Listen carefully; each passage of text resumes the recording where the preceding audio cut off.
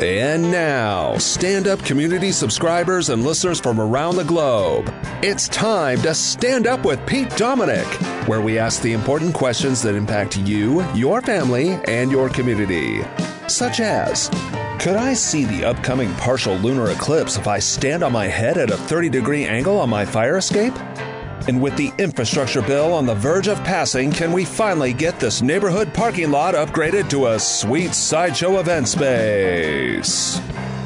And now, the podcast host who saves us all every day from the horrors of neighborhood leaf blowing, Pete Dominic. That's right. Thank you, Pete Co. I say mow your leaves, don't blow your leaves. That's right, folks. Put those leaf blowers away when it comes time to blowing them off the lawn. I mean, I use the leaf blower to blow them off the deck or the driveway a little bit. I got the lithium power battery, the Ego line of tools. That's right. But now mow the leaves. Mow them right into that grass and let them fertilize your lawn. People have been telling me that for years. And yeah, that's the way to go. I'm just saying. Sorry to lawn shame you, but I mean, it's more about energy wasting and that awful noise that those big fossil fuel burning leaf power machines make. So that's today's lesson. If you've got a lawn, you've got leaves, mow the leaves, don't blow the leaves. I hope you had a great weekend. I did 2 shows on Friday night, the Arab American Comedy Festival at Gotham Comedy Club with my friends Dean Obidala, Mayzoon Zaid, and many, many more. It was a lot of fun. Last night, I warmed up the audience over at HBO's Last Week Tonight. Saturday, I sat by a bonfire in my lawn, in addition to the whole weekend being outside and cleaning up and fiddling around and getting the garden winterized, driving the girls around, eating great meals that my wife made. She also made an excellent apple pie. Used my mom's recipe and did a great job. Delicious. I hope you had some good times, some good meals, stayed in the moment on the weekend. Lots to discuss with you today. After all, it is Monday. And reminder, it's going to get darker. Prepare yourself. Find different ways to coax, to comfort yourself with different recipes and lights and decorations and traditions. Any idea you have as we head into the deep darkness, I am interested in it. I talk about a great idea that Maura Quint does every time around this time of year. Makes her feel good and helps others as well. What do you have? Let me know. She joins me today, Maura, Mondays, and very happy to have former Politico, former Time Magazine author and journalist Mike Grunwald on to talk about the big infrastructure deal and what it all means. Maura Quint, Mike Grunwald, and you. Time for the news. Let's see what we've got here in the last 24, shall we? All right, lots to talk about, lots of sound that I got to share with you. But yeah, Friday, first of all, the big job numbers came out. Hiring bounced back as the economy added 531,000 jobs in October, and they revised the disappointing gains in September and October upwards a lot. So the unemployment rate fell from 4.6% to 4.6 from 4.8 in September. And the hiring rebound came as the summertime coronavirus surge, driven by the Delta variant, eased. This is the kind of recovery we get when we're not sidelined by a surge in COVID cases, said the director of economic research at the employment website Indeed, who are a sponsor of this show. How about that? 531,000 jobs added in October. That is a big effing deal, not to mention the fact that Friday, of course, the House approved the bipartisan $1 trillion infrastructure bill. And I think there was like 10 or 13 Republicans that voted for it as well. Lots to talk about that. 8 people died in a music festival, at a music festival in Houston. And it was as a result of a crowd surge, apparently. People just got crushed. And that was a big story on TikTok. How do I know? Because I have teenagers. The prime minister of Iraq survived an assassination attempt from a drone at his residence in the heavily fortified Green Zone in Baghdad. Officials said at least 2 explosive-laden drones were used in the attack, which wounded 7 of the prime minister's security guards. The prime minister was not badly harmed, but he later appeared on TV speaking calmly and chairing a security meeting.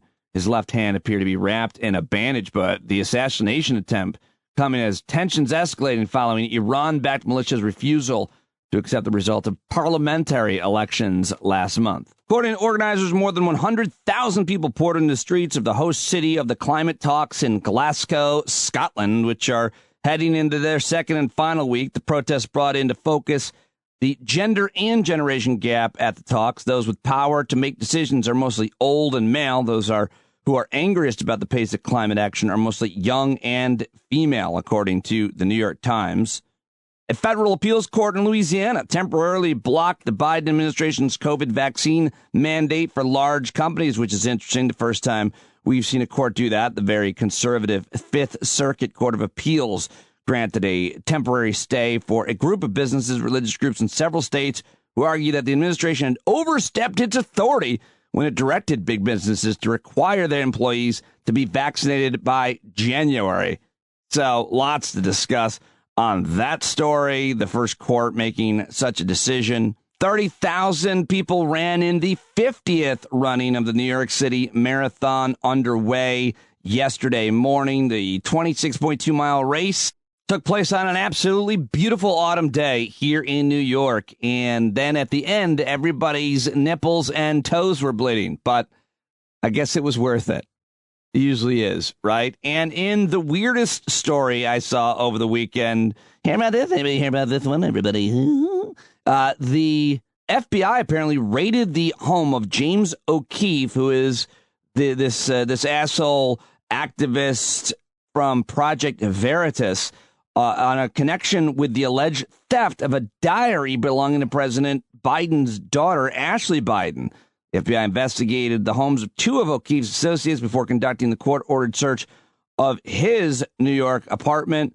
He acknowledged Friday that they did discuss the diary with sources last year. And apparently in one passage of the diary, Ashley Biden said something about showering with her dad when she was a little girl. So they made a huge deal over that and called him a pedophile. And so that was the most bizarre story, unless, of course, you count the whole controversy surrounding Green Bay Packers Aaron Rodgers telling the biggest lie of any athlete since Lance Armstrong, as far as I can tell. And I got pretty obsessed with this story on Friday, and it's probably not the most important story to many of you. I might be missing the mark on this one, but I think it matters. I think it matters a lot for a lot of different reasons. Mainly because this guy has a huge platform. He is super famous. He is a role model for many, and he was spreading terribly dangerous disinformation on an internet podcast or show. I don't know.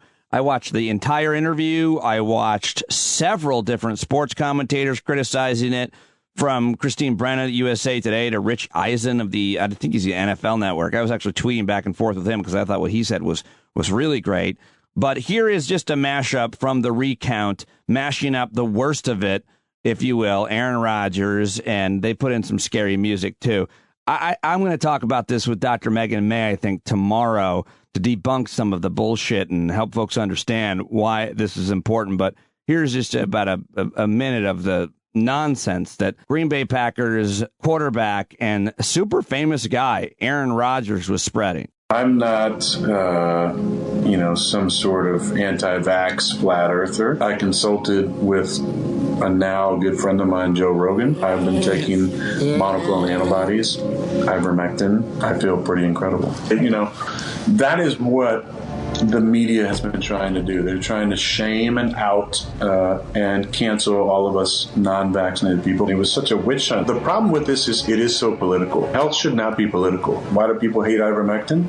Not just because, Trump championed it. Trump endorsed ivermectin and HCQ, and so take that shit off. It doesn't work. I realize I'm in the crosshairs of the woke mob right now. The great MLK said you have a moral obligation to object to unjust rules. I am somebody who's a critical thinker, so it was my opinion that wasn't rooted in any science. I don't know why the scary music was necessary, but it was scary enough, just raw. Anyway, yeah, he really? Joe Rogan, that's the guy you consulted. One of the things that infuriates me most is that when you're me, I have a moderate influence and I think an impressive network. But the point is, I reach out to that network. I ask them questions. I mean, I could talk to Joe Rogan, too. I spent 3 hours talking to him. He didn't change the way I thought about really anything. We had a great, thoughtful debate and discussion about several issues. But I mean, if you really want to know about these issues, you don't ask a comedian. You ask the doctors that I've been talking to for the last 2 years, experts from across the range of expertise where there is a consensus on almost all of these things, as far as I can tell. You tell me what I'm missing. But anyway, Aaron Rodgers really screwing up his reputation, his endorsement deal. One company, a Wisconsin health company, Prevera, already dropped him as one of their spokesmen. Apparently, Prevera Health announced Saturday it would halt its partnership with Aaron Rodgers, who made misleading and false claims about COVID-19 since testing positive Wednesday. Did I mention that he tested positive? Here is a quarterback, a very respected quarterback, I think, in many circles, from a couple generations ago, considered one of the greatest of all time. This is Terry Bradshaw. He was in front of the audience of the Naval Academy, which is why he mentions the kind of honor code of the Naval Academy, which is not got the best record itself. But nonetheless, he made the point, pandering to that crowd and slamming Aaron Rodgers. I'd give Aaron Rodgers some advice. It would have been nice if he'd have just come to the Naval Academy and learned how to be honest. Yeah. Learn not to lie, because that's what you did, Aaron. You lied to everyone. I understand, immunized. What you were doing was taking stuff that would keep you from getting COVID-19. You got COVID-19. Ivermectin is a cattle dewormer. Sorry, folks, that's what it is. We are a divided nation politically. We're a divided nation on the COVID-19, whether or not to take the vaccine. And unfortunately, we've got players that pretty much think only about themselves. And I'm extremely disappointed in the actions of Aaron Rodgers. Well, how about that? Extremely disappointed Terry Bradshaw. I'm sure Aaron Rodgers is really broken up about that. Well, maybe he cares about Saturday Night Live making fun of him. Cecily Strong playing Judge Janine Pete Davidson as Aaron Rodgers. Here's a quick clip. Now, Aaron, you're not vaccinated. So what? Who the hell cares? It's your body, your choice. And please never use that quote for any other issues. Exactly, Janine. It's my body and my COVID. I could give it to whoever I want. But suddenly the woke mob is coming after me. Okay, that was fun and funny. Watch the whole clip at Saturday Night Live. And one more. I think this was one of the better ones I saw, and I saw a lot of them. One of the most famous names in sports talk, certainly football talk, is a guy named Rich Eisen. And I really liked what he had to say. I was tweeting back and forth with him about this as well, because Aaron Rodgers has given him a lot of airtime or been on his show and certainly, benefited. They both mutually benefit from, I'm sure, those interviews and that relationship. And Rich Eisen, I thought, really maintained his integrity when he said a very nuanced and thoughtful commentary. It went almost 10 minutes. I'll give you about the first minute of it, though, because I think it's worth listening to. Aaron's been good to this show. He's been good to me. And we've, I've been around him. And when he came on this show last, just a few weeks ago, and I joked with him about him being on Kenny Mayne's Final Sports Center, and he said he would do that for me, which I greatly appreciated. But that also meant that I would be leaving a spot, and I'm fine where I am. But that's what he said. So I will just say I've heard what he told Pat McAfee, and it is the bingo card of all the words that are used by people who are anti-vax, even though he said he's not anti-vax.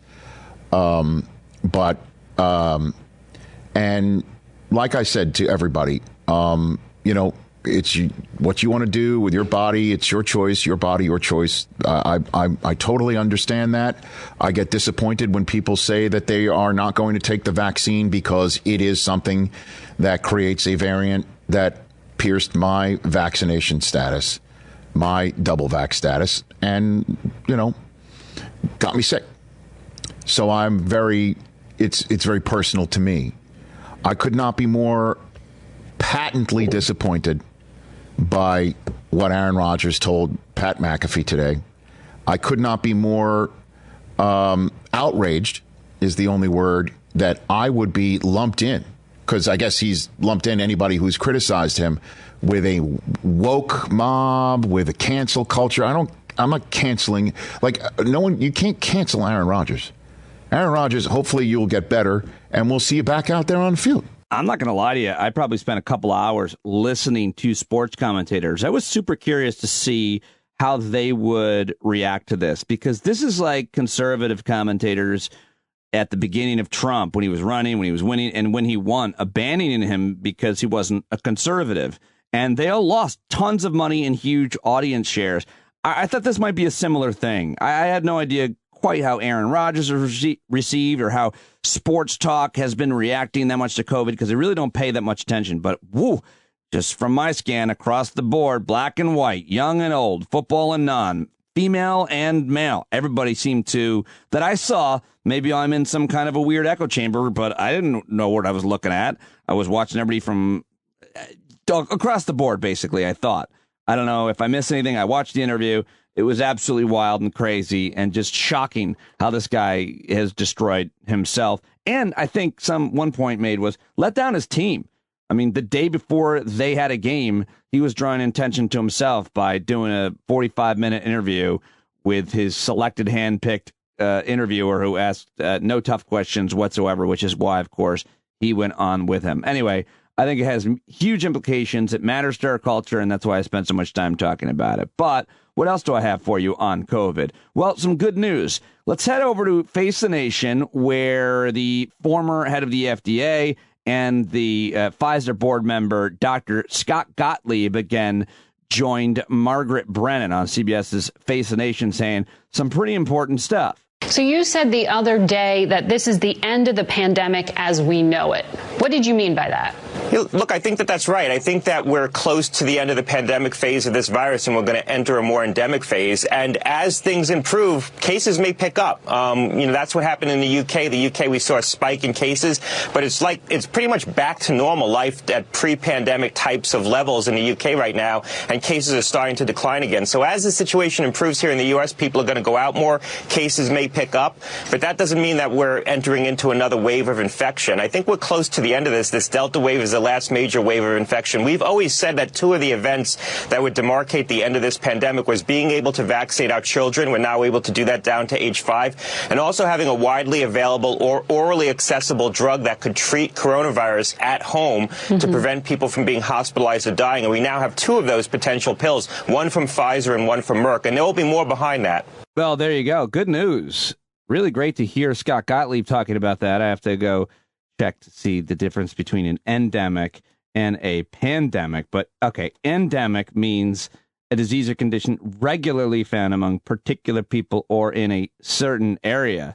What's the difference between a pandemic and an epidemic, or an epidemic and a pandemic? An outbreak is called an epidemic when there is a sudden increase in cases. As COVID-19 began spreading in Wuhan, China, it became an epidemic. Because the disease then spread across several countries and affected a large number of people, it was classified as a pandemic. So hopefully that clears it up for you. But here now is more from Scott Gottlieb, giving high grades to the Biden administration on the rollout. And you vaccinated your children, I understand. How do you assess the White House rollout? I think the White House rollout has been outstanding on the 5 to 11. Look how broadly available it is. Within a 2-week period, anyone who wants to vaccinate their child will be able to do it, ages 5 to 11. Some parents are going to have to wait a week to get an appointment. The appointments got filled up right away.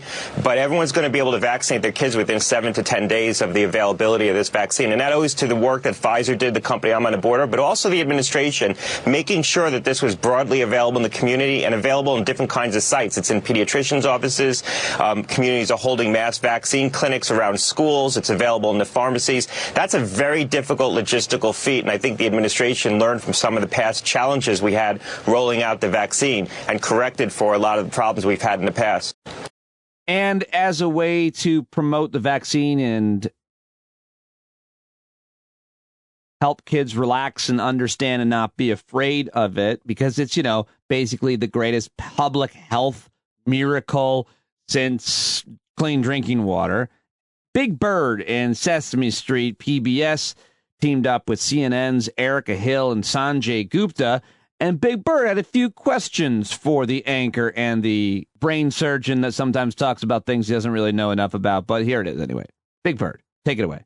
You know, my granny bird says that since I'm 6 years old, I can get the vaccine. Oh, yeah, that's right, Big Bird.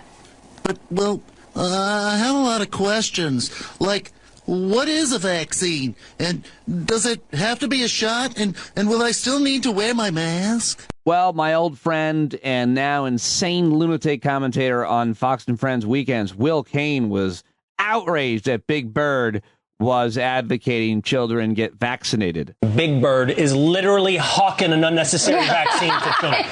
Big Bird is literally encouraging children to take a vaccine scientifically that they do not need. All right. So Will Cain making it clear that kids don't need to be vaccinated against COVID-19, according to what he calls science. Another guy that I know who has access to all of the same experts and more than I do, and refuses to talk to them, much less listen to them. It's pathetic. It's transparent, and it's morally reprehensible, if you ask me. Not that you asked me. All right, like I said, I'll be talking to Megan May tomorrow. At least we're supposed to be. She's at Disney, so I may or may not connect with her. But what are your questions for her or any other medical health experts on where we're at with COVID and the pandemic? Always want to ask your questions, because you guys are super smart. So let me know. standupwithpete@gmail.com. All right, let me move on to a couple of other random clips I've got from the weekend and the Sunday shows. I really like John Dickerson at CBS. I know he's corporate media, but I like John. I know John. I think he's one of the smartest, most nuanced, well-spoken people in these shorter TV clips. And I also love Amy Walter, both personally and her analysis. So I thought the two of them together, joining again Face the Nation's Margaret Brennan, where Dickerson used to actually be the anchor. I thought this was good. I wanted to give you some insight. They're talking about the aftermath, the autopsy, the analysis for Democrats, especially post this past week. Amy, are Democrats just totally overreacting here, or is there a real reason to be panicked? There's definitely a reason to be panicked, and some of it is historical. I think it was Mark Twain who said history doesn't repeat itself, but it often rhymes.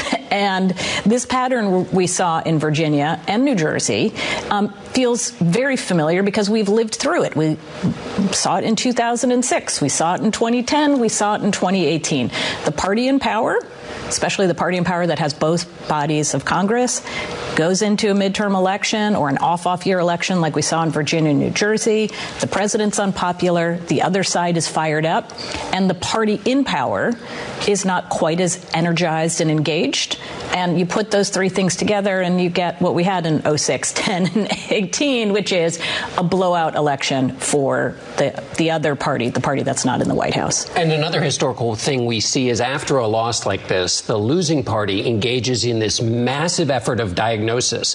To solve a problem, you have to diagnose it, then you have to fix it. But everybody's giving a different diagnosis, and there's a huge fight over the diagnosis. They can't even get to the executing the solution because they're still arguing over the diagnosis. Mm-hmm. And that's the fix that Democrats are in right now. Well, and Senator Kaine said, don't be the dithering and delaying party, be the doer party. And what about, all right, I thought that was interesting analysis. Did you like that? Or did you not like that clip? Was it too long? What do you think? Here is the issue on the schools.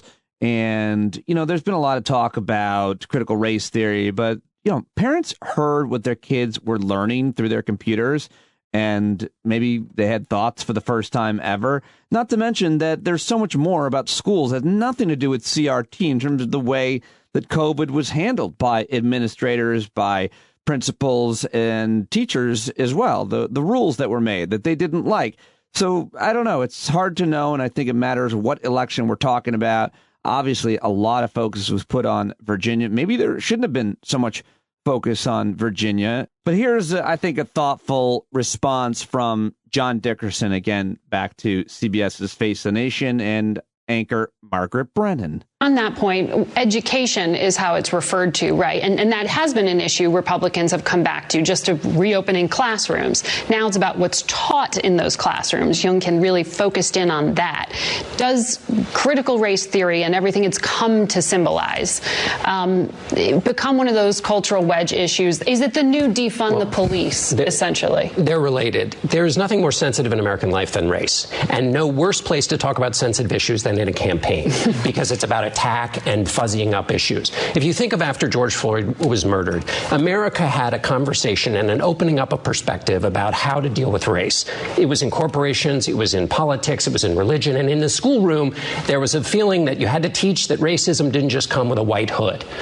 Enter now the theory of critical race theory, which is a legal fight over here, but it's brought in the political context to fuzzy everything up. So you have people who both don't like the idea, who are just straight up racist, and those who don't like to be called a racist because they're questioning the idea of defund the police. Condoleezza Rice said, black students should not be empowered by making white students feel less empowered. What somebody would respond is, yes, but we can have a conversation about the contemporary ramifications of historical racism. Mm-hmm. We should be able to, but you can't in a political fight. Yeah, nuance is not great in campaign. Nuance doesn't happen in campaign. All right, all good points by Dickerson and Amy Walter on Face Nation. Let's head over to NBC's Meet the Press, where Chuck Todd had Rick Scott on. He was the only Republican he had on. He has rightfully criticized, I think, the booking of that show heavily on Republicans and conservatives, too heavily. But he is the leader of in the Senate to try to get more senators elected. And Chuck Todd, I think, did a good job asking him about the Donald Trump effect and what it means that Donald Trump continues to, on a daily basis, lie about the election outcome and create doubt and skepticism in America's election security. I understand what you're saying, but why you're part of the 22% that believe he was legitimately elected. Why do 4 and 5 Republicans not believe that? Well, I think you'd have to ask them, but I think Joe Biden is elected president. What we've got to do right now is got to figure out how do we start helping these families, because I can tell you what, in D.C. that's not happening. Senator, I think we both know the reason why that is, and let me put up something that the former president put out on October 21st, not like 6 months ago. This is like 3 weeks ago. And he said this: the insurrection took place on November 3rd, Election Day. January 6th was the protest. Is there any part of that statement that you agree with? First, Chuck, Democrats are focused on Donald Trump. Americans are focused on the future. So, look, you can go ask all these questions about why people think the way they do. I can tell you what, we're going to win in 22 because we're going to talk about issues. We're not going to talk about the last election. Oh, Rick Scott is a real POS. Boy, is he the worst. Man, is that a disgraceful answer and just another nail in the coffin of his awful, immoral, horrific, corrupt reputation, completely unprincipled pursuit of power by the senator from Florida and, well, the rest of the Republicans in the House and Senate that care nothing about doing anything for the American people, but certainly do love being famous and powerful. I hate to sound so cynical, but it's hard to see it any other way. And now here is the current president touting the economy and the accomplishments over the weekend of his administration. Over 5.5 million jobs. Unemployment down a record pace to 4.6%. And before we passed the rescue plan, forecasters said it would take to the end of 2023, to get to 4.6 unemployment rate. Today, we've reached that rate 2 years before forecasters thought it was possible. I would humbly suggest this is a significant improvement from when I took office and a sign that we're on the right track. This did not happen by accident or just because. We laid the foundation for this recovery with my American Rescue Plan that Congress passed at the beginning of my term. It put money in working families' pockets. It gave families with kids a tax cut each month. It helped keep small businesses going in the dark days earlier this year. And it provided the resources needed to launch one of the fastest mass vaccination programs ever.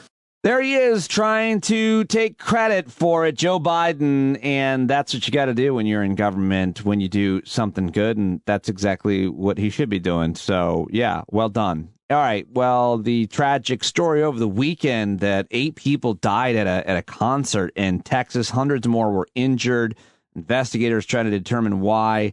A surging crowd turned deadly. Let's go over to CNN's Victor Blackwell and Christy Paul with the story about Astroworld in Texas this weekend. At least 8 people killed after crowds rushed the stage at a sold-out music festival. As many as 50,000 people were attending the first night of the Astroworld Music Festival when crowds began to push toward the stage, causing panic and crushing those in front of them. Now, at one point, medical personnel were so overwhelmed that some audience members began helping fellow concertgoers. Nearly 24 patients were taken to area hospitals, and investigators say at last check, the youngest patient, a 10-year-old, was still in critical condition. Yeah, pretty awful story, and my daughter's heard about that before I did. It was raging on TikTok, apparently, which is where all the kids get their news. Had a good conversation with her about her sources, and my daughters are using that phrase more. I think that's good. Teach your kids that one. What is your source? Tell them to ask their friends, where did you hear that? What is your source of information? And speaking of concerts, Barry Rithold sent me this clip. I don't know if this is over the weekend or what, but this is how Dave Grohl of the Foo Fighters handled what apparently was a fight at his concert. No. You don't fucking fight at my show, you asshole. Who's that right there? Let me see him. Who's fighting right now? Who's fighting? Let me see him. It's that fucking guy in the striped shirt right there. Hey, motherfucker, look at you. Hey, look at me. Hey, in the striped shirt. Look at me right here, motherfucker. Look at me. Look at me. Get the fuck out of my show right now. Get the fuck out. Get the fuck out of my show. Get the fuck out of my show right now. You don't come to my show and fight. You come to my show and fucking dance, you asshole. Get the fuck out of here.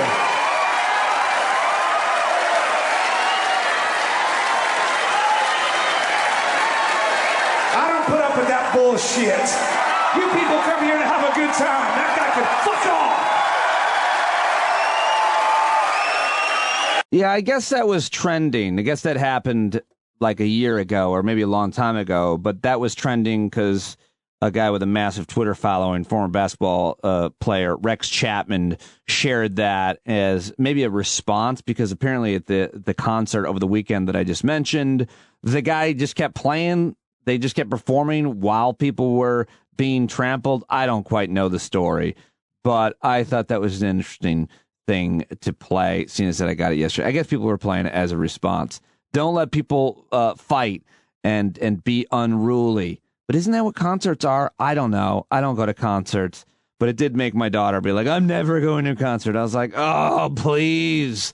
All right, so now here is Greta Thunberg. Yeah, I said it right. Greta Thunberg over in Glasgow, Scotland at the protest. Of course, she's not allowed in. She's taking the media to task, but well, I think she probably should give a shout out, if she hasn't already, to independent media or less corporate media like Earther or Heated with Emily Atkin. A lot of great media, I think, doing great work, great journalists doing great work. But she's talking, hopefully, mainly about the more mainstream corporate media that's not doing a good enough job with their massive audiences. Here she is. The media is reporting on what people in power say that they are going to do rather than what they actually do.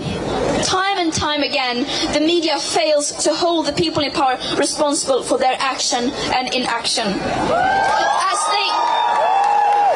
As they continue to expand fossil fuel infrastructure, opening up new coal mines, coal power plants, granting new oil licenses, and still refusing to do even the bare minimum, like delivering on the long-promised climate finance for loss and damage to the most vulnerable and least responsible countries. This is shameful.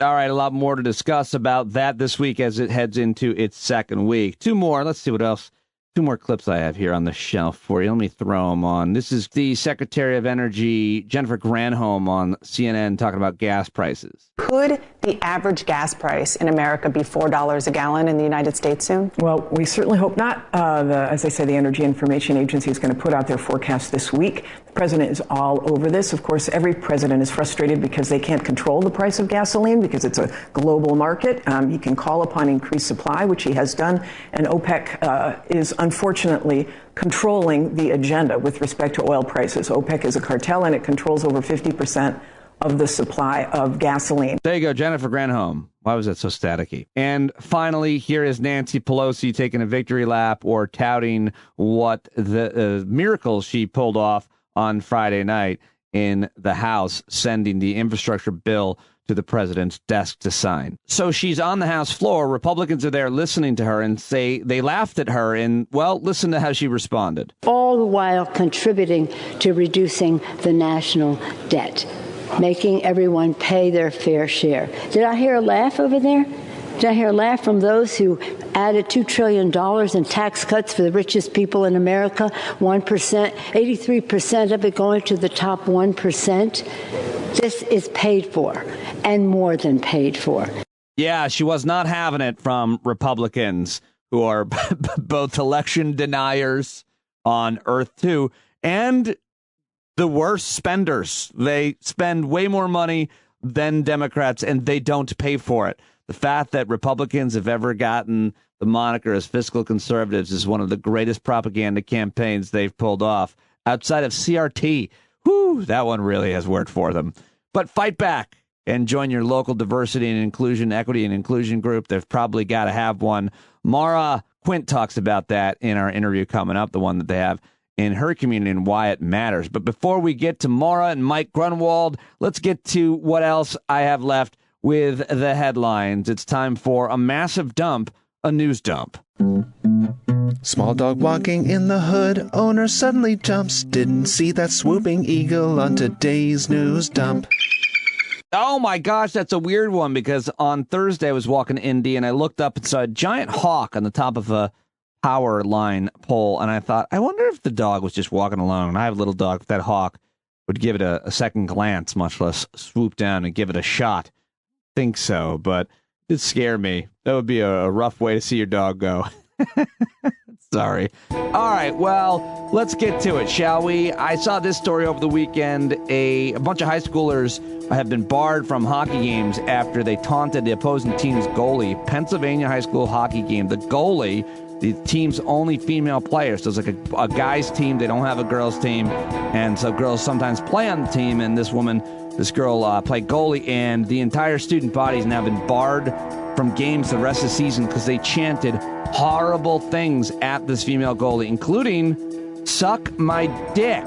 They chanted that. It was absolutely horrible. You can hear it if you want to be disgusted. The controversy has inspired opinion articles in local newspapers, drawn attention from professional hockey players, and tweeted. A lot of support has been shared by a lot of great people, young female athletes as well, to this young woman, including from Olympic gold medalist Megan Duggan, who tweeted in support of the female goalie. Every time you take the ice, women and girls all over the hockey community are proud of you. You represent so much more than the hateful words that were directed toward you. I stand with you. Horrible out of Armstrong High School.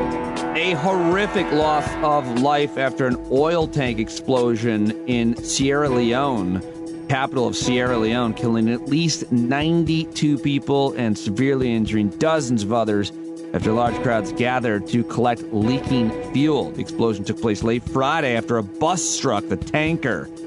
Absolutely horrible. Looks like an accident here in Sierra Leone. And can you believe this? Emilio Estevez, the actor, has decided he is not going to be on the Mighty Ducks sequel. I mean, he's the star of the sequel. Why? Because he would have to get vaccinated, apparently. Yup, that's right. Emilio Estevez and Mighty Ducks are parting ways over the vaccine. How is Martin Sheen so much better than Charlie and Emilio? And why am I commenting on this? President Biden, along with former Presidents Obama, George W. Bush, joined others gathered in D.C. on Friday for former Secretary of update. Colin Powell's funeral. He died last month at the age of 84. Former First Ladies Michelle Obama, Laura Bush, Hillary Clinton were also at the funeral at the Washington National Cathedral. And how about this news? The United States has opened its land and air borders Monday to foreign visitors fully vaccinated against COVID-19, ending 20 months of restrictions on travel from around the globe that separated families, hobbled tourism, and strained diplomatic ties. The ban, imposed by former President Donald Trump in early 2020, upheld by Joe Biden, has been widely criticized and become emblematic of the upheavals caused by the pandemic. Restrictions particularly unpopular in Europe and, of course, in U.S. neighbors Canada and Mexico. That is Yahoo News. How did I end up there? All right, well, that's 40 minutes of news, and that pretty much has you covered for the weekend. Usually do a little longer news segments on Monday show, I guess. But now it's time to get to my guests. I called up Mike Grunwald yesterday morning to talk to him about the infrastructure deal and what it meant for climate and energy future, as well as what the politics mean. He's always great. But before that, let's catch up with Maura Quint. It's time for Maura Monday. She joins me each and every Monday here. She is the campaign chief over at the Americans for Tax Fairness. That's AmericansForTaxFairness.org. You can follow her, and you should, on Twitter at Behind Your Back. She is an excellent writer as well. She's been published in The New Yorker, The Onion, McSweeney's, and so much more, and a really good friend of mine and our show. So good, in fact, that she's got her own theme song written by Pete Coe. Here we go. When sunrise gives you a side ache, it's Maura Mondays. Yeah, there she is, Maura Quint, joining us here to start another week, the second week of November. Maura, welcome. Thank you. Why would you do that? That was so mean. That was such a mean thing to say. That's the second week of November. God, okay, I'm sorry, I triggered you. I thought we established a couple weeks ago that you are a fan of autumn. I love autumn, but now you're telling me I'm already second week? That's like midway through November. Now we're basically at Thanksgiving. Now it's Christmas. Now it's the bleak, dreary January. Yes, You've rocketed me through time, and I just wasn't ready for it. Well, that's what I'm here for. I'm here to let everybody know, because I recognized, and I want to do everybody else a favor, because sometimes they don't. I recognize that with the clocks going, what is it, back? Yeah. That we're headed into the dark. And I think it's important that from now until December 21st, I mean, we've been losing minutes since June 21st, right, isn't it? It's going to be the shortest day. The days are going to get shorter, and I think it's important to just, acknowledge that and do things. Get ready. Just be ready. Be ready for all of. If you weren't already in the midst of your seasonal affective disorder, right, you should get those lamps out and start taking your ready to do now. Yeah, because it can sneak up on you. I don't want it to sneak up on anybody. And do you do anything? You got any things? Do you do any decorations? Do you change meals? Do you start having heartier meals? I don't know. You put lights up? What do you do? Just, in anticipation of the darkness, basically? Is that what you're talking about here? No. I mean, putting things... I love decorations. I think people should decorate for absolutely any reason. I'm fully on board with it. I think it's awesome, and it makes the world more exciting. Anytime I see, people always start complaining in January, my neighbors haven't taken their Christmas lights down. Yeah. Leave them up. It's oh, I'm so sorry. Are they spreading a little too much joy for you? That must be terrible. Whatever. Decorate. Find a way to be happy. I'm all for it. That said, I'm not putting out a new decoration. You are not. It takes so much work. It is a lot of it's a lot of work. I enjoy it. I'm gonna get it up this year. It's one of those things where it's like a newborn or a puppy. It's I'm so happy that other people have one, and I'd love to just participate for a moment. That is great. I don't want the responsibility of that full time. That's really how I feel about those. Do you feel inadequate in your neighborhood? Do you feel like people are looking at you because you didn't do anything? You're a bit of a Scrooge or something? Because of where I'm located in the neighborhood, it's kind of a little bit off to the way. So I don't really feel this sort of pressure to blend in with the block. Luckily, I live next to an employment agency. So just the mere fact that I'm there as a house, I feel like I'm doing my part. It's, I'm cheerier than an employment agency. You live next door to an employment agency? I do. Yeah. What does that create for you? What dynamic? What do you ever mess with them? No, I have like one experience to share. I don't know. It's a whole story if you want it, because mostly it's nothing. It's a parking lot. Cars come and go sometimes. It's like, there's not much to say. And they don't seem to like get mad that my kid's trampoline is just a little bit on their property because no one lives there. So what do they care?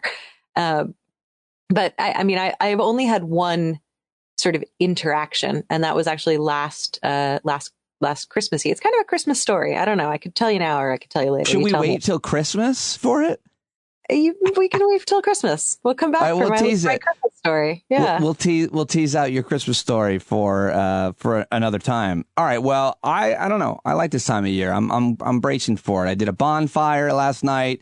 Ooh, I'm welcoming it, and I'm even like acknowledging, what time the sun is setting and kind of getting ready and knowing how much daylight I have. I feel a little more organized knowing what's happening and it doesn't creep up on me. Does that make any sense? Yeah. Since you're a parent in 2021, was your bonfire just books that offended you that you didn't want your children reading? Yeah, I just tossed a lot of Bill O'Reilly's books in there. At Sirius, I would get so many books, and I would always keep them some of them to watch them burn. So that's wonderful. The literary joker. Are you worried about what your kids might learn in school? How on top of it are you?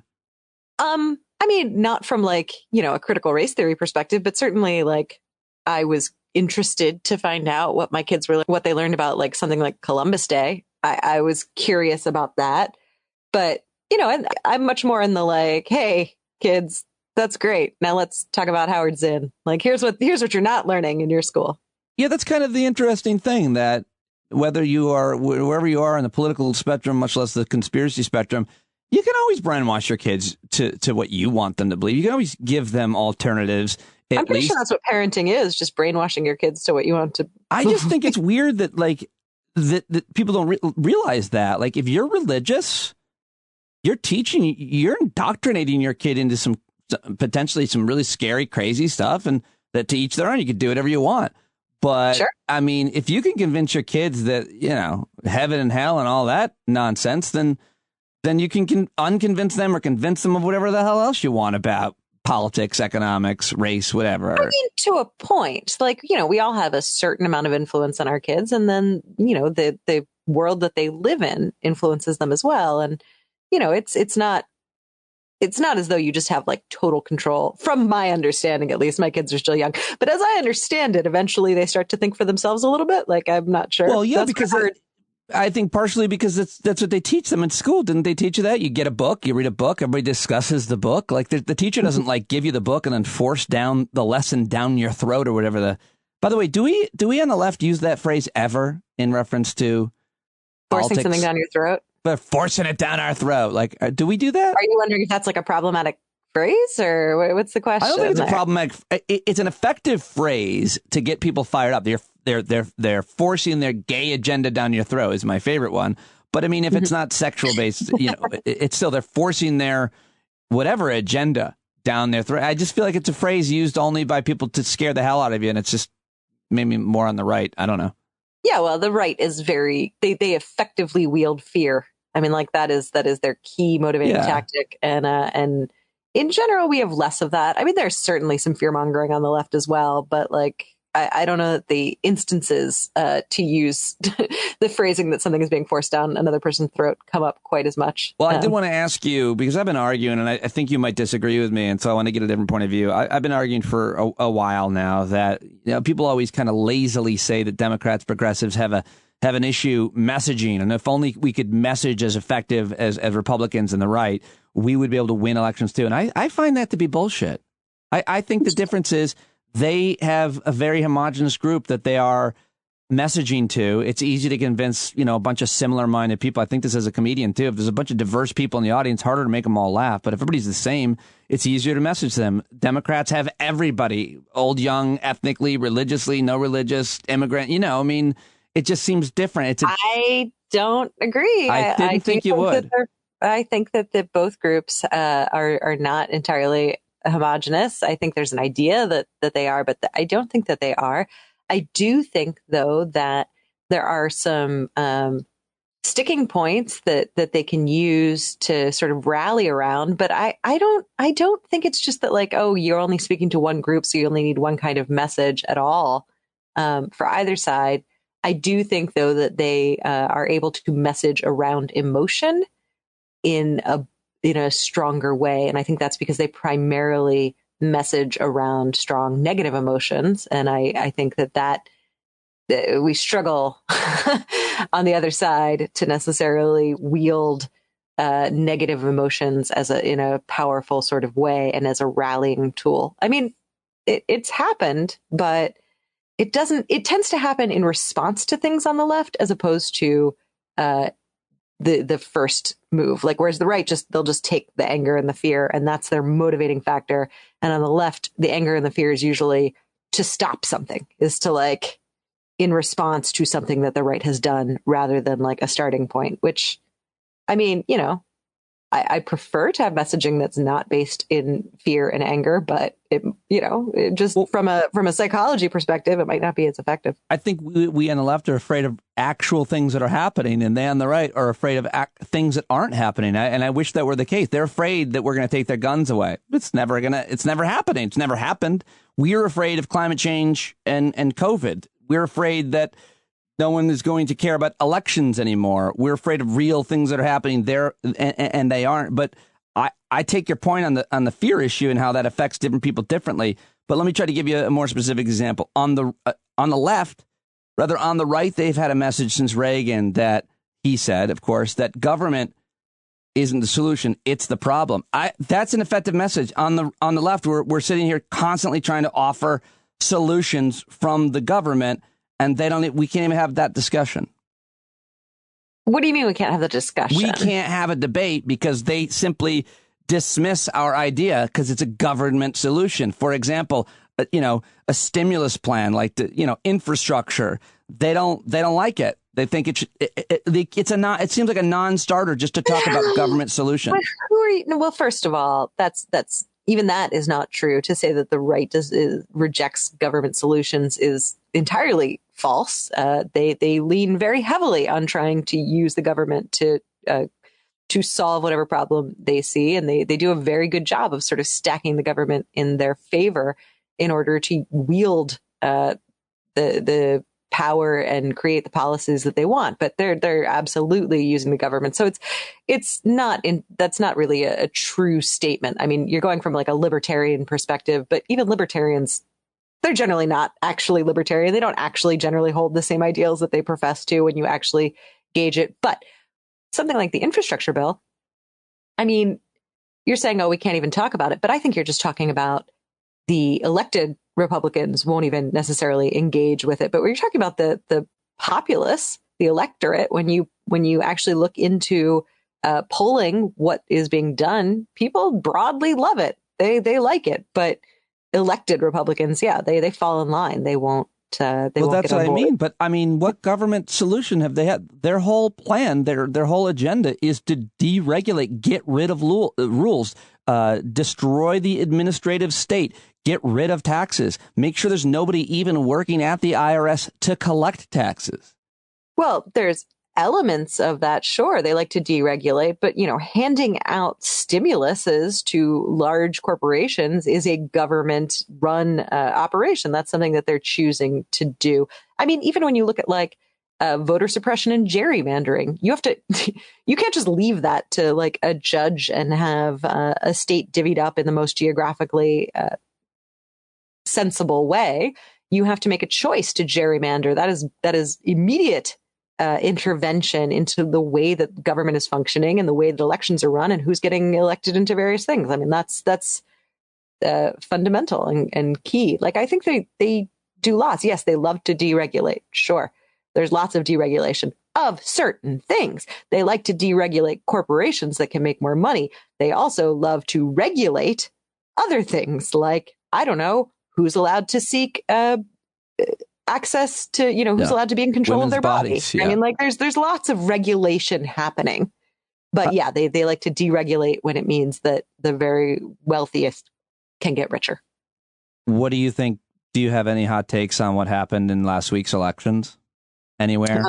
Have you paid attention to any of the specific elections, be it the socialists, my friend India Walton in Buffalo, who's awesome, who apparently lost to a write-in candidate, much less what happened in Virginia or New Jersey. And, everybody's trying to focus on what happened. By the way, I think my hot take is what happened is COVID.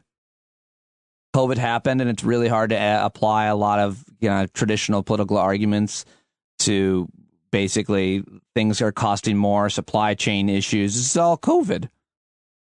Yeah, I mean, I didn't follow those races too closely. I certainly followed the outcomes of New Jersey and Virginia. And of course, it's very frustrating to see that the way that they're talked about, where, Virginia, it's like, oh my gosh, the Democrat was shut out. In New Jersey, oh, wow, he won as a squeaker, but the margins are very, very similar. So the narratives around them differ, and that is quite frustrating. Here's what I have for elections. I live in a small-ish borough in central Pennsylvania, and it has been red for the majority of its previous existence. And the Democrats here have been working really hard to organize, to recruit new people, to meet new people as they move in. It's a small borough, and have been successful. And for the first time, had very slightly more registered Democrats than they had Republicans in the borough. And the Dems won all of the seats. Wow. Every school board seat that they ran, they won. Everything across the board. And it was a tremendous amount of organizing. The people involved really care. They have been out knocking doors every single day. They have been, out with yard signs. They have been fundraising. They have been rallying people throughout the neighborhood, and they have phone trees and they have meetings, and they've just been really committed to organizing, and it has paid off. And so, there's lots of disappointments to see, but I'm going to focus on that. It was a really nice thing to witness. And it's been nice to see how committed everyone here is to pursuing these local elections. Yeah, that is really, wow, that's interesting. That's awesome. Organizing matters. I've seen it in my community as a result of the concern around the whole BOE, Board of Education issue, and CRT and all that. Yeah. I mean, we had a lot of those types of issues here, all, very school related. And I mean, there is a Slack group specifically for diversity inclusion now that a lot of people are people are just on it. They really care. And that has been really nice. And which is not to say that places where they lost, you didn't have a lot of people who cared. My actual point is that it has been years of caring that has built to this moment where they got to win. But it came after just relentless work and the knowledge that you were just going to lose over and over. And in fact, something that I've heard multiple times from various individuals involved in Pennsylvania party politics is that there are multiple places in Pennsylvania, sort of in this area, where there's open seats to chair the Democratic Party for these areas, because no one wants to step in because you just know you're going to lose. Right. And so no one wants to lose. And it's only in the places where someone has been really devoted and committed and just been I don't care. I want to build whatever I can build here, that it has in fact grown. And there has been these little or big successes. And that's been really nice to see. And so that's it for me. It's just a reminder that you might not see the outcome of your work right away. You might feel really discouraged. You might have worked really hard in an election and not had it go your way. It can take whole cycles and whole years. Absolutely. You got to keep building and keep working, because the work that you did, even when you lost, it is not to waste at all. I think that's such a great point. I really do. It's not it is like anything. Anytime you put in a lot of effort, you're learning something, you're building something, 2 steps forward, 1 step back sometimes. But yeah, and I think I wouldn't have it any other way, trying to be the change I want to see, and realizing that, we might not win for a couple of years. Maybe we don't ever win here, and then I move to another community. But I've put in effort here, and it helps me feel good and purpose driven, and you're making a difference for the next generation of people who share some set of values that live on Earth One. That's Look at us. We are so bright and positive on this Monday here. It's just optimism and hope. That's what we do. Always. I don't even know why you're surprised. AmericansProtectsFairness.org is the organization where you are running their campaigns, and you guys did a lot of work to bring attention to the billionaire's tax. What's the status? Where are we at? What happened?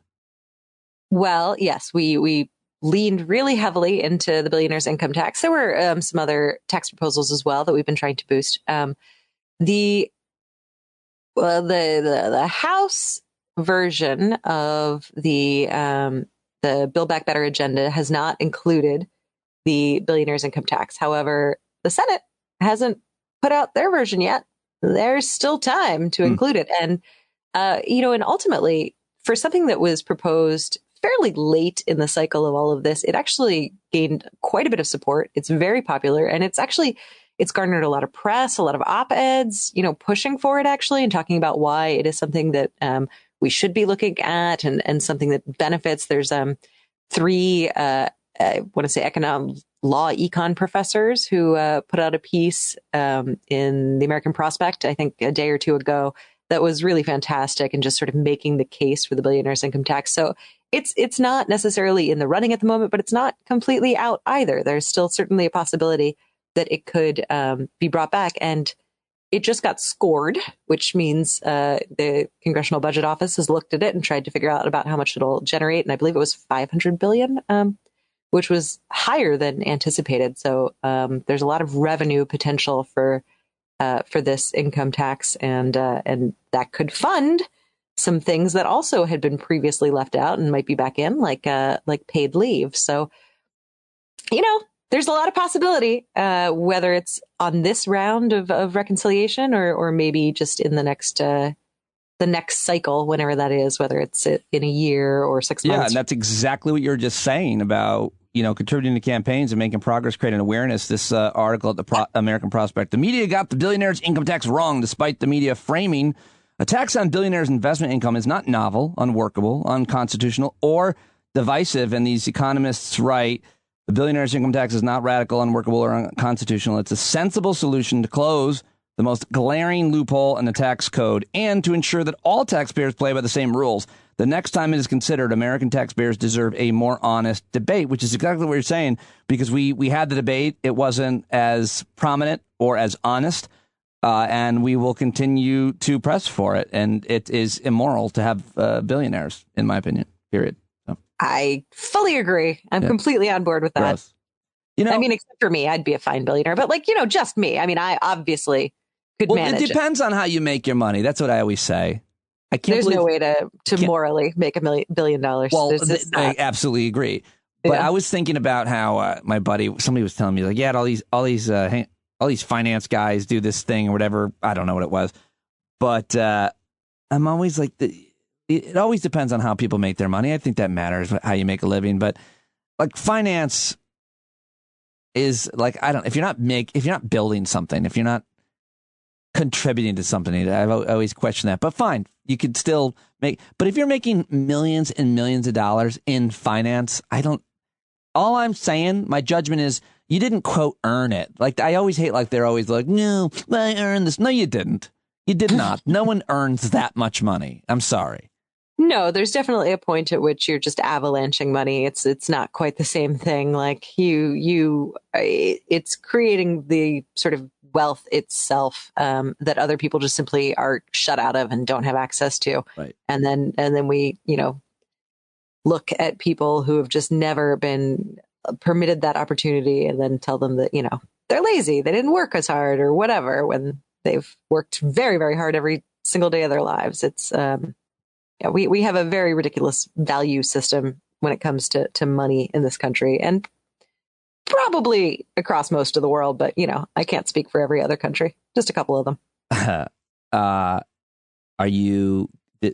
Must be excited about the vaccines being available to your kids now.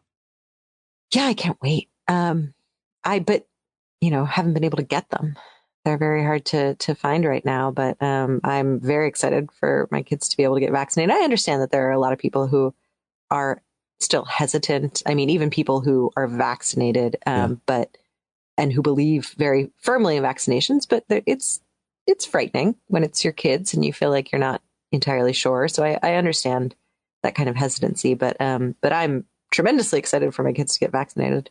Did you hear that as a result of the vaccine being available now to kids as age 5 to 12, the programming appropriate to insert the message, children's programming, Sesame Street, Big Bird apparently is promoting getting vaccinated, and a lot of people are outraged that young kids are getting this message. What are your thoughts about the controversy over Big Bird promoting vaccines? Well, I think, I think in terms of fairness, this week's Sesame Street should be brought to you by the letter Q. And then we can have a both sides debate there. That's what I think. That's real good. That's real good. And that's really definitely, I feel like that was on the spot. I really do. That was good stuff. We did not plan that one. That's how funny Maura is off the cuff. Wow. Yeah, I guess I'm looking at they're mad at Big Bird. They're mad at Big Bird. It's the funniest thing to me is that like they're mad at the tweet, the like Big Bird tweet account being like, oh, my wing was a little sore. And I find that so funny because I mean, how many kids do you know that are on Twitter? Like, like a kid's going to see that because a parent is going to somehow show it to them. Like, you're mad that Big Bird is tweeting? Is that going to influence a 6-year-old? Like, are they rabidly just sitting there being like, I want to know what Chuck Todd had to say today. And Big Bird, gotta check my feed. gotta get up on that. Speaking of Chuck Todd, no, I have nothing to offer from him, but I did listen to a lot of the Sunday shows, and what is his name? Scott Gottlieb is a former FDA. He's on the board of Pfizer. He has the personality of something that has no personality, and couldn't come up with anything. But mashed potatoes, I don't know. What is it? Mashed potatoes is the first thing I thought, but mashed potatoes are delicious. So, let them but be. They don't have any. But it's a good one. He's just like a cardboard box. He's just like, that's good. Cardboard box. The anchor's always like, so happy to have you here on Face the Nation. He's like, hello. Anyway, he said that the pandemic is in effect over with vaccines being available for younger. It'll now become an endemic. I got to figure out the difference between those two. But the, and then now they got these 2 pills that you can take that apparently the new one reduces hospitalization like a tremendous amount. And so it does feel like in the United States of America, maybe we're coming around the corner, but maybe we shouldn't get, I don't know. How are you feeling? As you say, Pete, like how many times have we felt like, all right, we're almost there. Like not just with the pandemic, which I think we've almost turned the corner a couple of times. I think we were all feeling like, tentatively good in the beginning of spring. And then it was like, ha, suckers, it's coming back. Like, I feel like we've been there enough times that, fool me once, etc. and so on. Won't get fooled again. So Sorry, you're not prepared to feel. But excited. I'm not prepared to feel. That's it. Period. Like just at the end of that. Yes. Dead inside completely. I'm not excited yet. What are you tweeting what are these tweets all about? Your creators, individual artists, what is happening? Yeah. Well, I do this every year, or at least I have for I want to say 3 or 4 years. Because I have a reasonably sized platform on Twitter. So every year in November, I spend one day asking independent artists to share a picture of their work, tell me what sort of art they create, and a link so that people can buy it. And then I spend the whole day just retweeting artists. And it is my holiday shopping day. And I think when I first did it, it was really mostly because one, I just in general like supporting artists however I can. So there was that. And then also I was like, I don't know what to get anyone. I don't know what to get anyone for the holidays. And I'm so tired of it. And I don't know, make it come to me. And then all these people were like, here's some cool stuff that you could buy that I created that will make my life tremendously better if you purchase this from me right now. And so that's what I started doing. And I get most of my gifts for people through this thread where artists are just sort of sending me amazing, awesome stuff. It's like a little shopping mall that something pops up on my page. It is really, really fun. At Behind Your Back, of course, is Maura's Twitter handle. And all of these individual artists, a lot of them on Etsy, but other places as well, right? And you love, I feel like we talked about this before, you love to go to like craft shows and stuff. I do too. I love meeting individual artists. I mean, you got a couple of really cool woodworkers and blacksmiths. I like that. Yeah, there's stuff. like fantastic. I mean, there's so much diversity in terms of the types of artists and what they're creating. And there are also a ton of people who will do like custom pieces of all sorts. And there's so many, they're priced at different levels because people, whatever, whether it's the material or their time or their, skill set, but like there's stuff for a couple of dollars, for hundreds of dollars. There's, wherever you fall, there's something you can get. And what I have done the last couple of years is just like, anytime I see something where I'm like, that would be cool for someone, I've just stopped pausing and being like, well, let me see, maybe I'll find something better, and just been like, all right, if it's in the right price range, okay, done. And I buy it. And then when it comes to the holidays, it's been like amazing because I get to give all this really cool stuff and people are like, they're blown away and they would never have seen this stuff otherwise or gotten it. And it's really awesome. I'm sorry if you told me I'm like half listening and half looking through your feed. No, it's okay. So fascinating. But it's super how fun. do you find them? People send them to you? Yeah, no, it's so because I did it like 4 years ago, the first time I did it, I just started sharing artists that I knew on Twitter. I was just like, oh, there's this person who does this. They're really cool. Like I was just shouting them out. And then people started kind of responding and being like, oh, actually, I do something too. And then now, because I've done it for a couple of years, people sort of anticipate it. They know, or they tag in their friends and say like, hey, get on this, share your stuff. I bet you get, I mean, it must be really rewarding. I'm certain some of these artists just have, hey, thanks. Some people ordered stuff, right? Oh gosh. Yeah, no, that's the best part.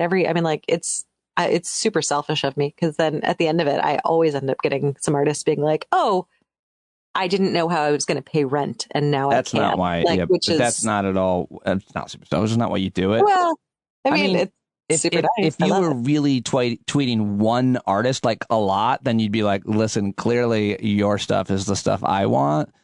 But I mean, whatever you get. It's not like you ordered something. This is great. I love it. And furthermore, I asked you a question earlier. You could have easily given this answer, but you're kind of weirdly modest and like, I don't know. But it's like, oh, what's the great thing about this time of year that this is the time of year when Maura promotes all these independent artists. It's a great thing to look forward and a great thing to do. I love this. It makes me really happy to get to do it. It's so funny because every year I lose like a ton of followers when I do really? It too. Oh yeah, it always, because I mean, I'm just like tweeting out stuff all day. I understand if you don't care, you don't want to see it, or you just follow me and you liked one joke one day.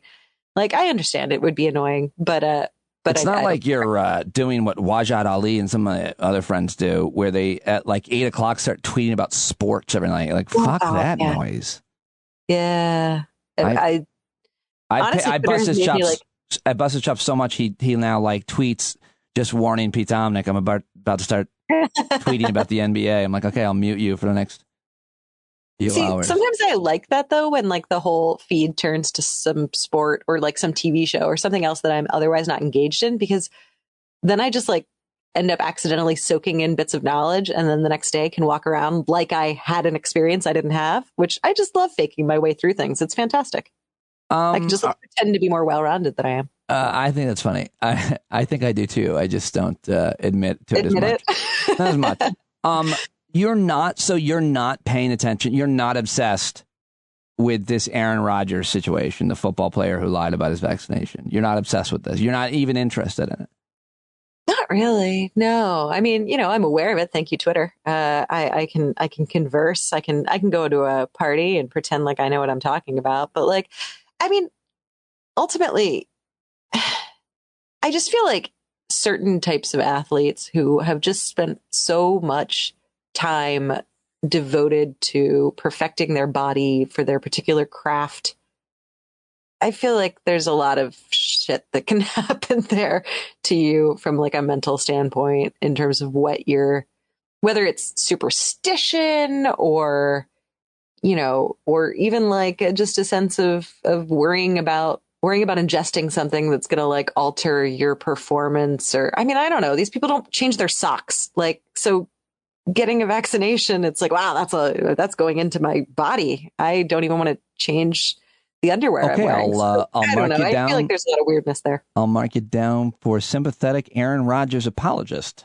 I am not. Dokie. I'm Got just it simply loud and saying, clear. I guess all I'm saying is I'm not surprised when it happens in that world, because You're not I surprised there's a lot when of hyper focus on that stuff. The quarterback of a football team is concerned about the long-term effects of a vaccine and not football. Yeah, no, I like that I one. guess I also don't look to these guys as like, Oh, I do. my intellectual leads for any particular situation. So maybe that's it too. He did host Jeopardy. Yeah, there were a lot of problems with the host of Jeopardy. That actually probably should have been a warning flag right there. Yeah. Anybody that even gotten involved it's a weird thing. You think they're going to put some real smart person in that spot, but in fact, it's a couple quacks have been at least. Do you think maybe that was like Alex Trebek's that was like his little like addendum, just like he just did not want to be competed with, so he was like, all right, you know what? No, I wish I could go along with this joke, but because he suggested my friend Laura Coates to replace him. And Laura is probably the smartest person I've ever met in my life. And so, like he suggested a black woman who happened to be like the smartest person in the world. Well, and maybe he had a thing where it was like, okay, but put in some really dumb white guys first. Yeah. So that when the like fantastic woman comes along, everyone will be like, oh, thank God. That's like, a good point. Maybe he was padding it. Yeah. I think that may have been the strategy in retrospect. Okay. That's not a bad one. Well, I will let you go. I love talking to you on Sunday nights, and I appreciate your time as always. We will check in again with Maura, but go check out her timeline. Buy some stuff. If you're not following her, go buy. You encourage people to buy stuff from these artists, right? Yes, buy some stuff. And if you can't or don't want to, then just, share it or tell somebody else that you think, oh my gosh, so-and-so would love this. Send it to them. It's so true. It's such a good, sustainable, moral thing to do. Everybody's talking about, the supply chain and might not going to be able to get presents by Christmas. Go buy individual creators stuff. I mean, I have little kids, they want like toys and stuff, but I bought them last year, I bought one, a specialty knit Spider-Man blanket. I bought the other a Yoda winter hat. They were so excited. Wow. So you bought two items from artists who are ripping off major labels and not paying royalties. Yes, and I'll do it again. And how do you, I just thought of an idea for maybe you have this on top of your head, maybe you don't, but I'm trying to think of one. What is the children's toy that you fell for or that your kids fell for? You got it for them and they used it once. Like every toy. Really? Every toy they've ever gotten, basically. I mean, they like Legos, that sustains. Right. They use those regularly. Right. Yeah. But I don't know. I'm trying to think of I feel like we didn't play with the laser tag guns that much. We played with them at first a lot, and then it was like, we're never touching those again. I mean, those come out because my kids, anything that is like gun related, unfortunately, like they will get broken back out. So Nerf toys, and I mean, I feel a little guilty having them at all, but I didn't choose them. Other people gave them as gifts. Well, I mean, I don't know. Those do come back out. Nerf toys are all right, aren't they? Come on. Nerf guns? Yes, but whatever. The culture of guns. I don't know. I don't know. I don't think I don't know. Did Nerf guns lead to violence? What does anything lead to? No, you can play with like a squirt gun and Nerf gun. You can play violent video games. You can, I will say, and never want to murder another person. Like that's fine. That's not, it doesn't lead to. But are you sort of contributing to the normalization of this or to the fetishization of it? Yeah. That's where it's like, I don't know. And then it gets a little trickier. My brother would shoot me and then run up and make the entrance and exit wound on my body with his hand. It's very morbid and disturbing. That's a lot. Well, or very realistic and very, not shying away from the actual violence that could occur. Right. I don't know. I'm trying. Are you listening to, watching, or have any recommendations for anything media-wise? Anything from your life? Are you doing anything media-wise? What We Do in the Shadows makes me happy. I've been watching that. Oh, what's that? Show? Yeah, it was a movie and now it's a show. Basically like a mockumentary about vampires. It's delightful. All right. What We Do in the Shadows. Yeah. I'm looking at it right now. Oh, it looks scary. I thought of something. I'm very proud of myself. Mockumentary. Normally, I know. Stand there slack-jawed like, what? TV? No, that's a weird... No, you just put your finger on a weird thing. Like somebody asked me, like, what are you watching? I'm like, I'm not really watching anything right now. And they're like, you don't have anything? You're not watching anything? I'm like, I don't know. Is that bad? You're shaming me for not having a show. And that is kind of a thing. You feel like left out if you don't have a show. That's why you were just like, oh, I'm proud of myself. I have a show. I'm like, I guess I shouldn't be a loser. Yeah, well, I mean, look, lean into it, Pete. You know what you are. It's all right. All right. Thank you, Maura. Appreciate it as always. Thank you. All right. That is Maura Quint. She is here every Monday, joins me pretty much every Monday to recap what happened, look ahead, talk about life. And I always love talking to her, and so do you. So to get these regular guests, I need you to subscribe to the show if you haven't already. StandUpWithPete.com is the website, or just go to patreon.com/Pete Dominic right now and sign up and support the show. It's here 5 days a week. The news, 2 guests, and so much more. If you sign up to be a subscriber, you'll get an email each and every day with the show in it and a photo of vitamin N, what we love to call vitamin N, hashtag vitamin N, sent in by different listeners from all over the world, really, in their travels and where they live. Get outside and get that vitamin N. Send me your pictures if you haven't already. StandUpWithPete@gmail.com. Okay, well, joining me now is the author of a really great book that recapped and did great deep dive journalism into President Obama's Recovery and Reinvestment Act. It was called the Stimulus Plan. His book was called The New Deal.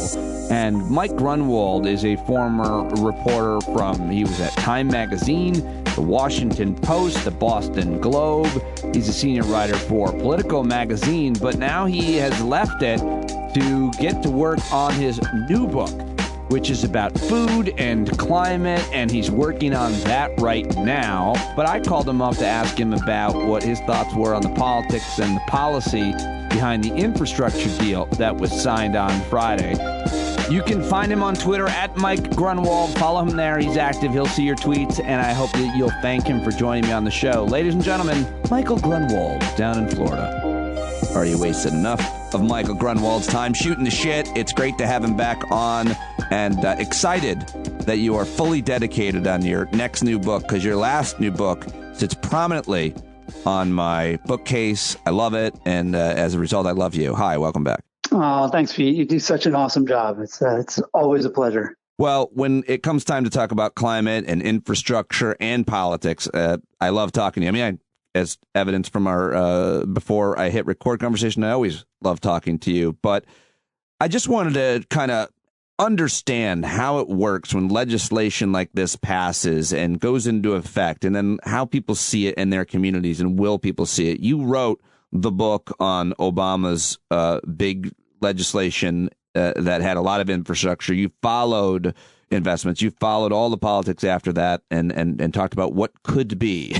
So what could be with this? How do you see this infrastructure package passing? What does it mean? Well, it's a great question. I mean, I think the first thing you have to say about the politics, right, is nobody knows, right? Like, politics is weird. I wrote in the New Deal about the Obama stimulus, which had a huge amount of infrastructure, and turned out to do a pretty good job with the infrastructure, but turned out to be wildly unpopular. So I do think there's sort of two aspects of the politics of these things, and without really knowing how either is going to play out. But the first, and this was clearly very important to Biden, as well as to Joe Manchin and some of the moderates in the House, is that Joe Biden's going to get to hold a bipartisan ceremony at the White House to say, hey, we did something bipartisan at a time when nobody thought that could happen in Washington. And that presumably has at least some positive political impact. Does it really matter? Is anybody going to remember in 2022 or 2024? I don't know. It certainly was too late for Terry McAuliffe, but that's helpful. Right. Right. Who knows how much. But then there's the actual substance of what he's doing. And Biden's bet is that, at least for this infrastructure plan, that even if something disastrous happens and his larger Build Back Better plan doesn't pass, that people are going to like the fact that there is broadband and public transit and, roads and bridges and all kinds of things that people have said they like for a long time and Donald Trump promised to provide and never did, and that Biden will have something to brag about. That didn't really work out for Obama so much, but sort of hope springs eternal, and certainly doing it is probably better than failing to do it. It's the second time you've kind of referred to the politics not working out for Obama's bill passing. What happened there? Why didn't he benefit politically from creating tons of jobs and making America's infrastructure better? Well, I think part of it was Republicans did a really good job of describing this as just a, democratic, communist, socialist, big government, pork barrel mess. And it certainly didn't have the kind of sort of landmark projects of the traditional Hoover Dam types or Skyline Drive that you might. It was more about kind of good government. We're going to repave roads that are falling apart and bridges, and we're going to pour $90 billion into clean energy to create a new solar and wind and electric vehicle industry. Really good stuff, but stuff that took a while, stuff that wasn't so visible.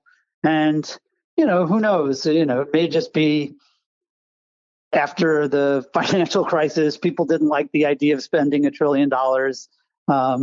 It was, but certainly the politics didn't work out. I mean, whether that's what hurt in 2010 more than, Obamacare, who knows? But, probably I would say having a 10% unemployment after passing a jobs bill wasn't helpful.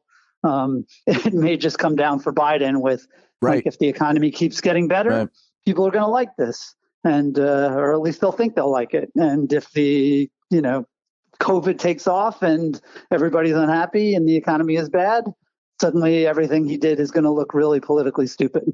But one of my themes in all this stuff is, and it may just be because I'm so sort of dumb about politics, is the politics are really hard to figure out, and really smart people aren't even that good at figuring out. So you might as well just try to do good stuff. And for the most part, this infrastructure bill seems like pretty good stuff. Yeah, that's well said. But, when you say that people don't necessarily see, as you said, some major public works project that they can point to and say, look, that's what this did.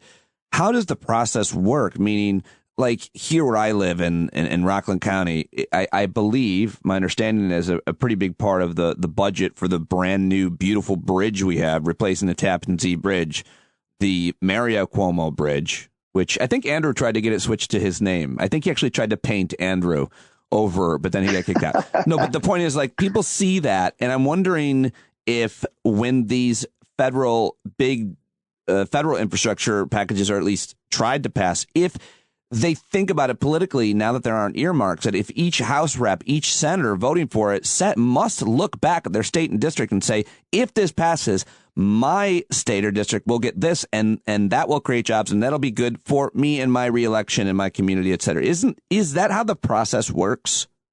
Well, I mean, I think to some extent, right? I mean, there was certainly talk about, for the Obama stimulus, they put up the signs and it said American Recovery and Reinvestment Act. Yeah. And nobody knew what the hell it meant.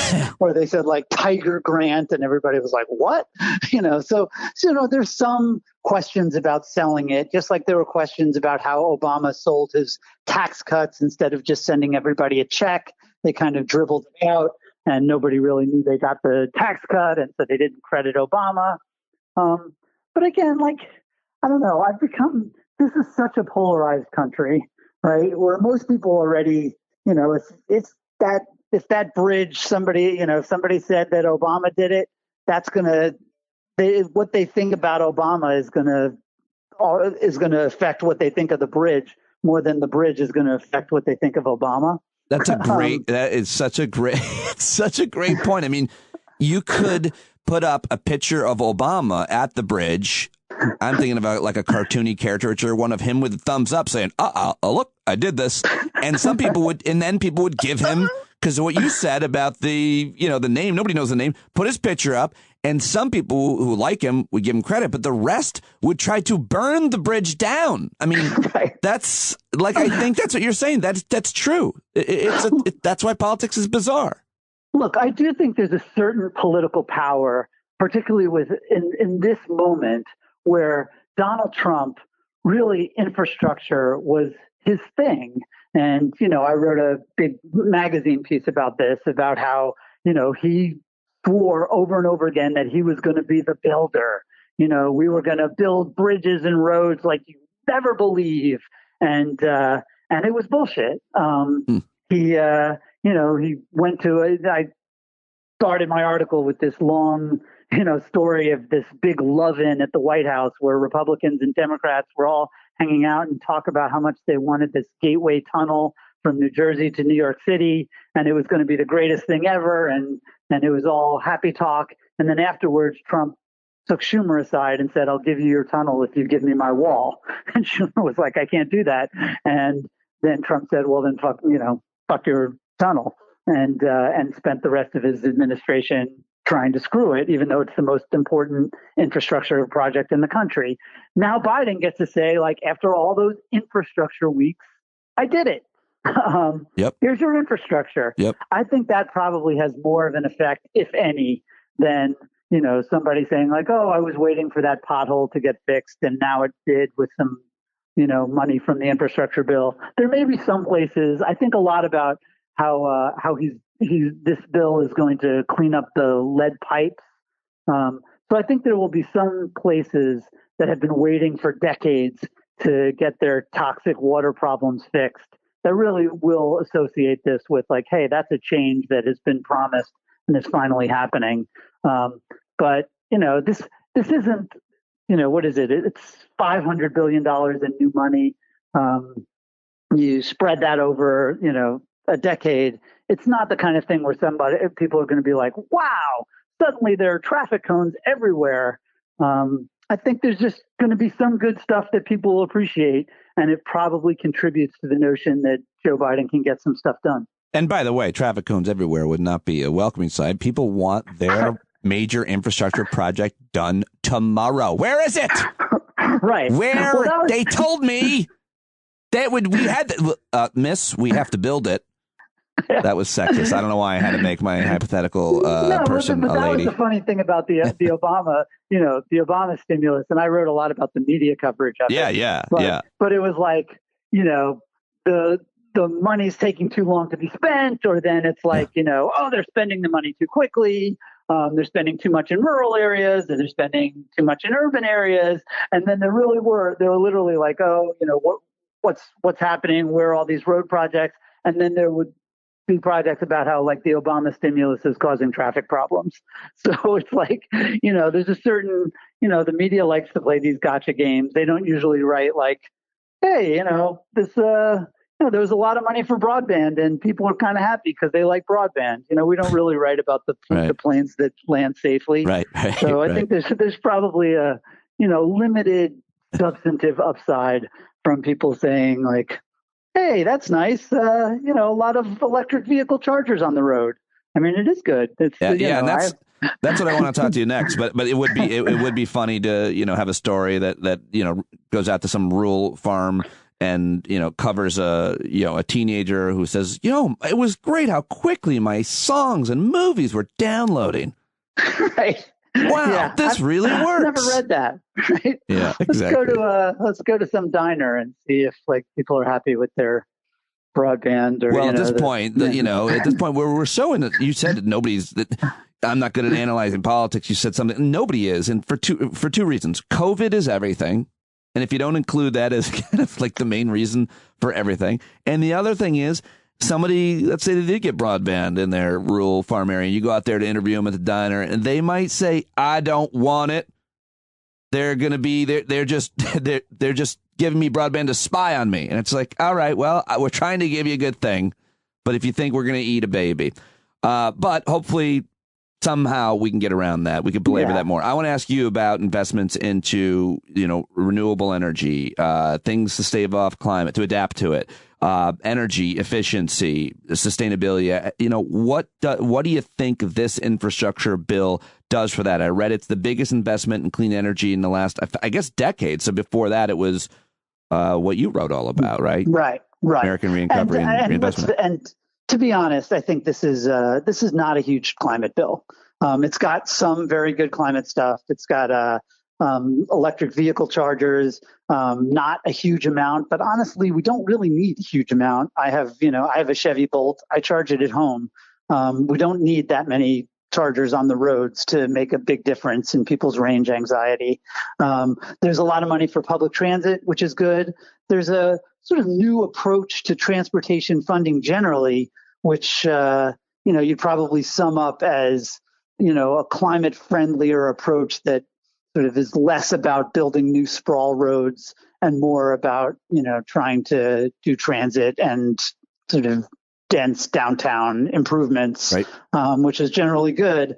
But I think the main thing that's exciting from a climate perspective is that there seems to be, and again, who knows, I'm not the political expert, but they've got pretty much all the important moderates on the record saying they are in favor of Biden's Build Back Better bill, which is the kind of accompanying bill that has not gone to his desk yet, but is full of $500 billion of climate stuff. And that is really going to move the needle. I mean, that's the one where you're talking about huge investments in wind, solar, electric vehicle subsidies that'll, not just provide chargers, but really help people get the electric vehicles, all kinds of industrial, agricultural, really an aggressive effort to reduce emissions in the country that would, I think, really, I think people say that it could get sort of halfway to Biden's extremely aggressive climate goals for 2030. So that would be a really big deal. And I think the progressive caucus in the House has been insisting all along that they would not pass this infrastructure bill, which is fine for the climate, but is not the kind of big bonanza for the climate unless they were assured that they would also get the larger $1.75 trillion Build Back Better bill, which of course also includes a lot of other sort of liberal priorities. And now they've at least got the sort of moderate holdups in the House on record, pretty much saying that they're going to support it.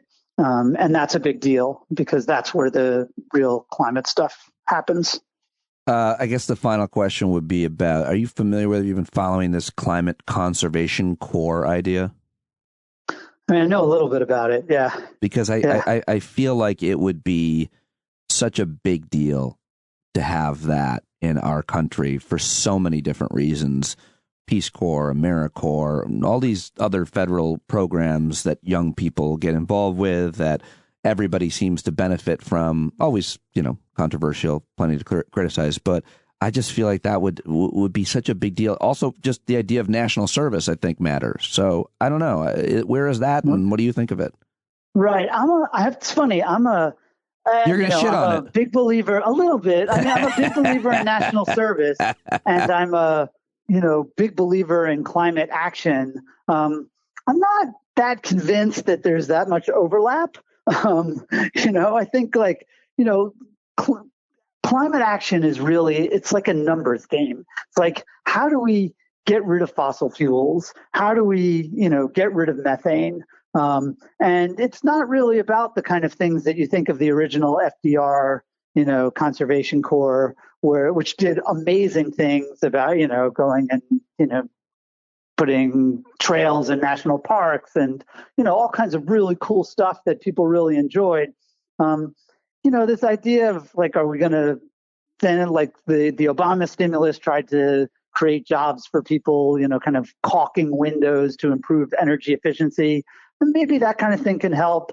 But in general, I'm all for the idea of trying to put young people to work doing public spirited stuff.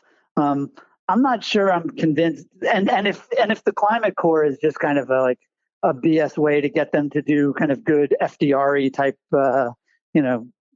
conservation-y things, then that's great. But I'm not really sure that we need boots on the ground to fix the climate. We just need better policies and better individual behavior and better corporate policies to fix the climate. And on corporate policies, who's winning in terms of persuading Congress and representatives to vote their way? How much influence have oil and gas lost? How much influence have renewables and sustainability initiatives gained when it comes to actual lobbying, influencing local, state, and federal politicians? Do you keep track of that? Well, I think what you can say is that the climate movement, which includes, sort of clean energy companies, and the divestment movement, I would imagine. I mean, they've become much more influential in the Democratic Party. Yeah. And so it's remember, they're originally saying, the left wanted $10 trillion for Build Back Better. Then it was going to be 3.5, and then Bernie said 6 trillion, then it was 3.5 trillion. Yep. Then now it's 1.75 trillion. The one thing that really hasn't been cut is the climate stuff.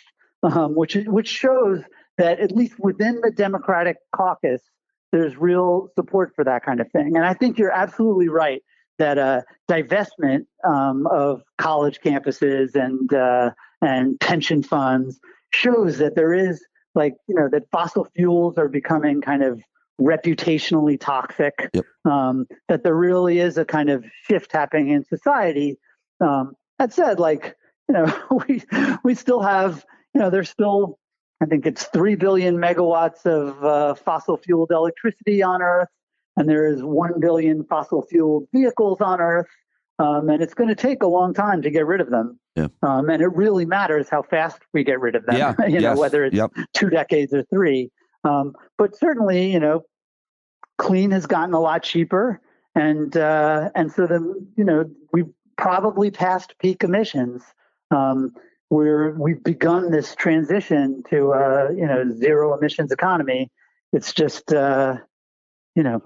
it's just not going to happen tomorrow. Right. And there are a lot of there's an entire political party and a lot of very powerful and wealthy interests that would like this to take as long as possible. Mike, I just got to jump in and do a live read for BP. BP Oil. We're here for you. I don't know what they're. I'm not sure. Yeah.